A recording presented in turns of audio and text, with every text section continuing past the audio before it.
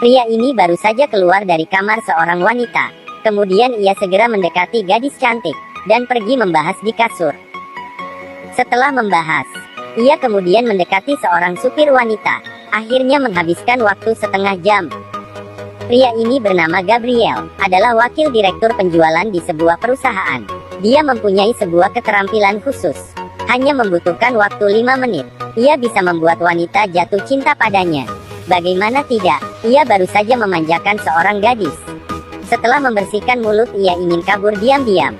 Tak disangka ia justru ketahuan. Gadis itu ingin sebuah perpisahan yang formal.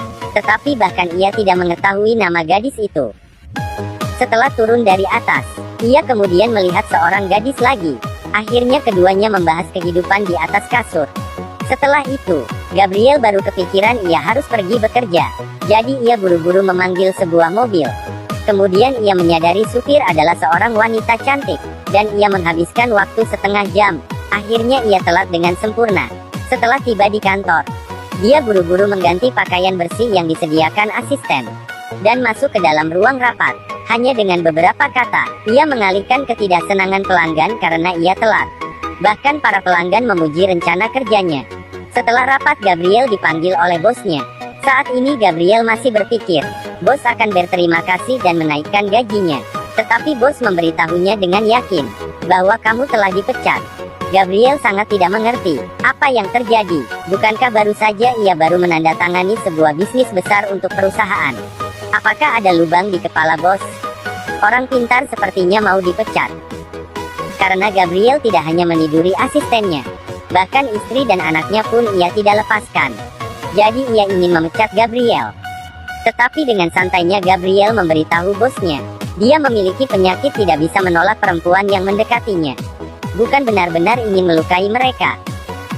Bos baru sadar, Gabriel dan kedua putrinya pernah membahas kehidupan di kasur. Dia sangat marah dan tidak tahan emosi. Meminta agar Gabriel segera keluar dari ruangannya. Para pegawai wanita melihat Gabriel dipecat, menunjukkan bahwa mereka ingin mengikuti Gabriel untuk pergi. Dunia ini begitu luas, tapi yang mereka cintai hanyalah Gabriel. Kemudian ada seorang wanita tua, juga tiba di depan Gabriel. Di saat kami terpesona dengan Gabriel, wanita tua berkata, saya hanya ingin meminjam kamar mandi. Gabriel berpamitan dengan semua orang, dan pergi meninggalkan tempat yang membuatnya bahagia. Setelah sampai di rumah, Gabriel melihat seorang tetangga wanita yang baru saja pindah.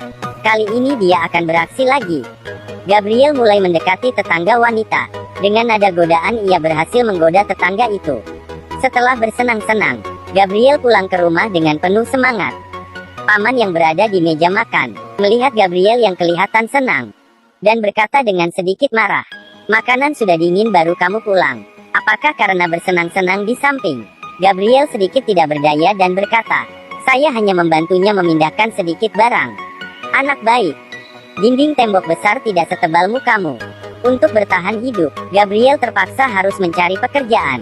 Tunggu, ini sedang apa? Kenapa matanya tertempel di gadis cantik di kantor? Bagaimana bisa berkeringat dengan pewawancara wanita? Siapa tahu setelah bersenang-senang, pewawancara wanita langsung tidak mengenalinya. Untung saja Gabriel juga tidak rugi. Gabriel terus mencari kerja, tetapi semuanya menolaknya. Karena bos menyebarkan hal yang ia lakukan, akhirnya hasil tidak mengkhianati usaha. Gabriel memasuki sebuah perusahaan pakaian dalam yang penuh dengan pria. Tidak apa, pesona kita sangat kuat. Gadis cantik bisa didapatkan kapan saja. Tetapi untuk bekerja di perusahaan, perlu persetujuan dari direktur dan istrinya. Ini bukan suatu hal yang mudah. Kemudian Gabriel menyadari istri direktur adalah wanita cantik. Di saat dia mendambakan kecantikan istri direktur, rekannya memberitahunya, direktur adalah orang yang kejam. Dia tidak membiarkan pria manapun mendambakan istrinya. Sebelumnya ada anak magang, karena melihat istri direktur, masa depannya dipotong. Gabriel merasa kesulitan setelah mendengar kata-kata ini. Fisiknya yang mudah menarik wanita, bukankah bisa menarik istri direktur kapan saja?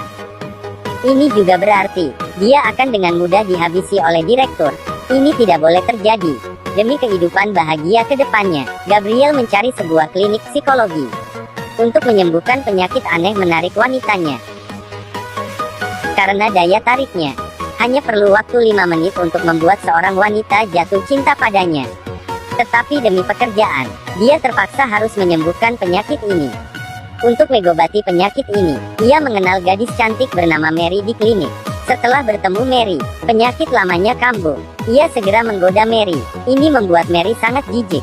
Kemudian dia segera mencari bos, berkata bahwa ia tidak menerima Gabriel, dan juga berkata tidak bisa menolak wanita. Ini adalah masalah yang dimiliki 90% pria. Dia tidak bisa mengobati penyakit ini. Mendengar itu bos berkata pada Mary, pelanggan tidak tahan memakan rumput di taman. Kita juga harus membantunya, karena pelanggan adalah raja, kamu tidak ada pilihan lain. Mary pasrah dan hanya bisa menerima Gabriel. Setelah terapi Gabriel dimulai, Mary berkata bahwa ia akan masuk ke dalam kehidupan Gabriel. Tetapi paman menolak, karena paman adalah pria rumahan. Ia tidak ingin orang lain mengganggu kehidupannya. Setelah dipikir-pikir, Gabriel juga merasa bahwa ini tidak perlu dilakukan, karena hal seperti ini tidak bisa buru-buru. Dia juga menikmati kehidupan seperti ini. Tetapi pada malam itu, Gabriel bermimpi, di saat ia dan istri direktur ingin melakukan sesuatu. Direktur tiba-tiba muncul, tidak banyak bicara dan langsung menghabiskan nyawanya. Gabriel bangun dan ketakutan, dan memutuskan, harus mengobati penyakit aneh ini. Pengobatan dimulai. Gabriel menghadiri sebuah pesta. Di dalam pesta penuh dengan wanita yang harum. Gabriel melihat ini, hatinya terus berdebar. Ia merasa ini waktunya ia beraksi. Tetapi ia belum sempat bertindak. Ia dibawa Mary ke kamar mandi.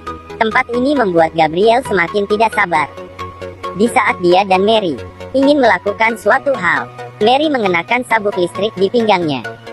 Wajah Gabriel tampak bingung. Bukankah ingin menyari keseruan? Kenapa jadi dieksekusi?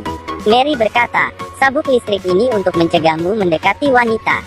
Jika kamu ada pikiran aneh pada para wanita, hehe, maka jangan salahkan saya. Percaya pada sengatan listrik, akan membuat kamu susah melupakannya. Meskipun ada sabuk listrik yang mengingatinya, Gabriel tetap tidak berhenti menggoda wanita di pesta itu. Mary terus menekan tombol pada sabuk listrik. Pesta itu penuh dengan teriak kesakitan Gabriel. Tetapi Gabriel tidak berhenti. Akhirnya ia jatuh pingsan. Untuk lebih cepat mengobati Gabriel, Mary tinggal masuk ke rumah Gabriel. Karena kasur baru, Mary tidak bisa tidur. Dia terus berbalik dan tidak bisa tertidur. Akhirnya ia bangun dan ingin melihat apa yang dilakukan Gabriel. Siapa sangka Gabriel mengambil kesempatan saat ia tidur, dan pergi bersenang-senang ke bar. Akhirnya Mary penuh emosi pergi ke bar. Menemui Gabriel sedang ngobrol dengan seorang wanita. Sangat bagus. Saya menguras otak untuk mengobatimu. Kamu justru bersenang-senang saat saya tidur. Mary tidak bisa menahan emosi. Ia berpura-pura menjadi istri Gabriel, dan mengusir wanita itu. Ia membawa Gabriel ke sebuah bar gay. Berharap Gabriel bisa sadar. Siapa tahu di bawah pengaruh alkohol. Keduanya tertidur di satu ranjang. Apakah Gabriel akan bertanggung jawab pada Mary? Gabriel meniduri Mary, tetapi tidak ingin bertanggung jawab. Mary tidak mempedulikan, dan terus membantu mengobati Gabriel. Hari ini Gabriel sebagai pembicara, untuk mempromosikan suatu produk. Para pelanggan semua adalah wanita cantik. Agar Gabriel bisa menyelesaikan pidato dengan lancar, dan tidak digoda oleh wanita cantik, Mary memasangkan pendengar suara di Gabriel, dan mengawasi Gabriel dari seberang bangunan. Di bawah bantuan Mary, Gabriel berhasil menyelesaikan pidato kali ini. Mary sangat senang. Tetapi detik selanjutnya menyadari, Gabriel mulai mengobrol dengan seorang wanita cantik. Baru saja ingin memujimu, penyakit lamamu kambuh lagi. Demi mencegah Gabriel melakukan kesalahan, ia langsung melewati tiang, dan mengancam Gabriel. Melihat itu Gabriel langsung meninggalkan wanita cantik, dan pergi menyelamatkan Mary. Tetapi Mary tetap terjatuh, dan masuk ke rumah sakit. Di dalam rumah sakit, ibu Mary mengira Mary ingin bunuh diri dikarenakan patah hati, dan menasehati Mary agar ia pergi berkencan. Mary kehabisan kata-kata. Untung saja saat ini Gabriel muncul. Akhirnya Mary berkata, Gabriel adalah kekasihnya. Keduanya juga berciuman di depan ibunya. Melihat itu ibu sedikit canggung dan juga senang. Kemudian ia mengundang Gabriel ke makan malam keluarga. Gabriel menyetujuinya. Di malam itu, Gabriel dan Mary berdandan dengan baik. Tapi Gabriel tidak sengaja memasuki mobil istri direktur. Ini membuat Gabriel terkejut. Akhirnya ia sampai di rumah direktur. Bertemu direktur, ia baru saja ingin bersalaman. Sebuah gerakan memotong ayam yang tepat membuat Gabriel ketakutan. Dia dengan canggung mendengar candaan direktur. Di saat makan malam, Gabriel mendengar dengan seksama tiupan direktur. Tiba-tiba mendengar suara, direktur terjatuh dari kursinya. Gabriel terkejut, ternyata direktur mengalami narkolepsi. Ia bisa tertidur kapan saja. Setelah direktur tertidur, istri direktur ingin melakukan sesuatu dengan Gabriel. Di saat keduanya ingin memulainya, Gabriel melihat bayangan Mary pada istri direktur. Kemudian dia menolak istri direktur.